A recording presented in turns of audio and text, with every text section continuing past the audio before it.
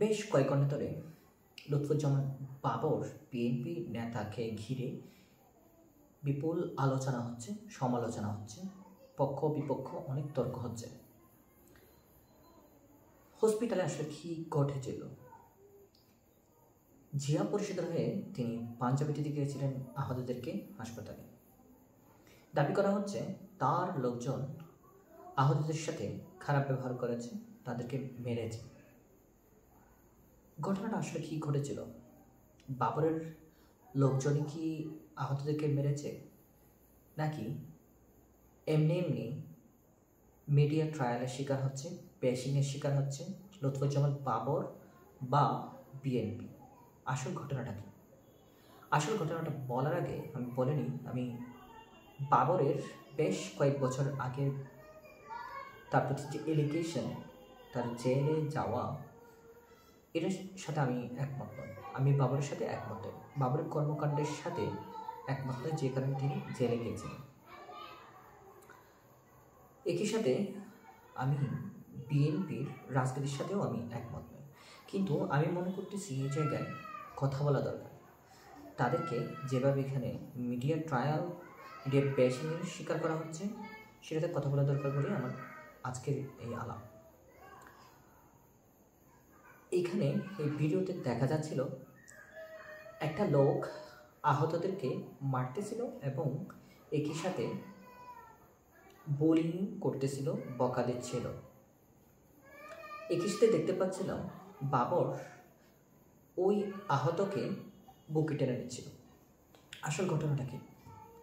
আসল ঘটনাটা হলো, তিনি জিয়া ফাউন্ডেশন থেকে বা জিয়া পরিষদ থেকে আহতদেরকে পাঞ্জাবি দিতে গিয়েছিলেন, কিন্তু একটা লোক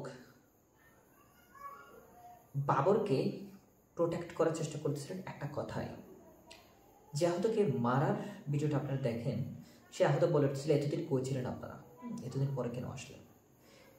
এটা বলার পরে আরেকজন, যাকে দাবি করা হচ্ছে বাবরের হয়ে এসেছিলেন, বাবরের চেলা, তিনি তাকে মারলেন এবং একই সাথে বিভিন্ন বকাঝকা করলেন।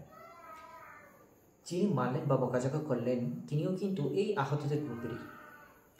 তারা একটা চক্র, তারা একসাথেই অনেকদিন ধরে আছে। হসপিটালে ডিসচার্জ দেওয়ার পরেও এই গ্রুপটা হসপিটাল ছাড়েনি। কিছুদিন আগে আমরা একটা ভিডিও দেখেছিলাম, তারা কিভাবে খেলা করতেছিল হসপিটালের মধ্যে, পানি নিয়ে খেলা করা। এই গ্রুপটা সম্পর্কে আমি প্রথম জানতে পারি শহীদ মিনারে ফারুক হাসান, গণ অধিকার পরিষদের নেতা ফারুক হাসানের উপর যেদিন হামলা হয়, সেদিনই জানতে পারি এরা আসলে কারা।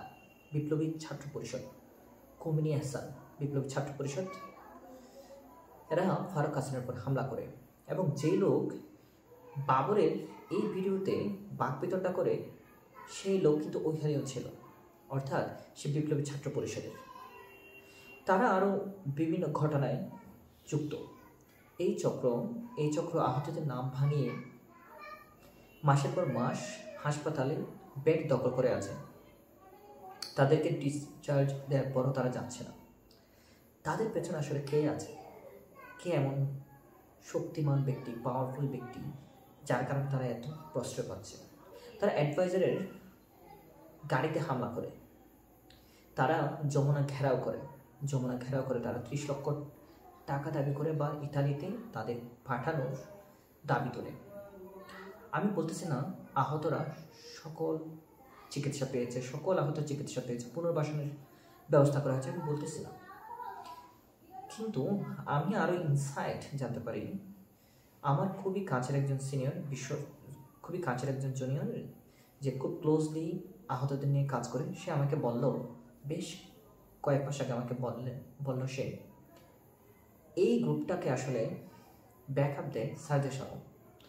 তো সার্জিস আলম কী করে এই গ্রুপটাকে দিয়ে বিভিন্ন জায়গায় বিভিন্ন রকমের ঘটনাও ঘটায়। আবার আসল আহতরা, যাদেরকে পুনর্বাসন করা হচ্ছে না, চিকিৎসা করা হচ্ছে না, তারা যখন আন্দোলনে নামে, তখন এই গ্রুপটাকে দিয়ে পাল্টা আন্দোলনে নামানো হতো। অর্থাৎ আহতদের সুচিকিৎসা, পুনর্বাসন, ক্ষতিপূরণ ভালো মতো হচ্ছে না সেটা আমরা 7 মাস ধরেই দেখতে পাচ্ছি। জুলাই ফাউন্ডেশন নিয়ে বিপুল পরিমাণে সমালোচনা আছে। সাজেশ আলম ভয়ানক রকমের অবহেলা করেছেন এবং তিনি তার দায়িত্ব ছেড়ে দেওয়ার 13 দিন পরে তিনি মিডিয়াকে জানান তিনি দায়িত্ব ছেড়ে দিয়েছেন ব্যর্থ হওয়ার পরে। কিন্তু এই গ্রুপটাকে দিয়ে তিনি বিভিন্ন ধরনের ক্যাচাল করেছেন বলে আমরা জানতে পারি। এবং বিপ্লবী ছাত্র পরিষদের হয়ে যখন ফারুক হাসানের উপর হামলা করা হয় এবং এই ঘটনায় যখন তাদেরকে গ্রেপ্তার করা হয়, এর পরপরই তাদেরকে ছাড়ানোর পরে, অর্থাৎ মাত্র 11 ঘন্টা পরে তাদেরকে ছাড়ানো হয় এবং তাদের সাথে তিনি ছবি তোলেন। ফলে আজকে যে ঘটনাটা বাবরের সাথে ঘটতেছে বা বিএনপির সাথে ঘটতেছে সেটার সাথে দ্বিমত পোষণ করি।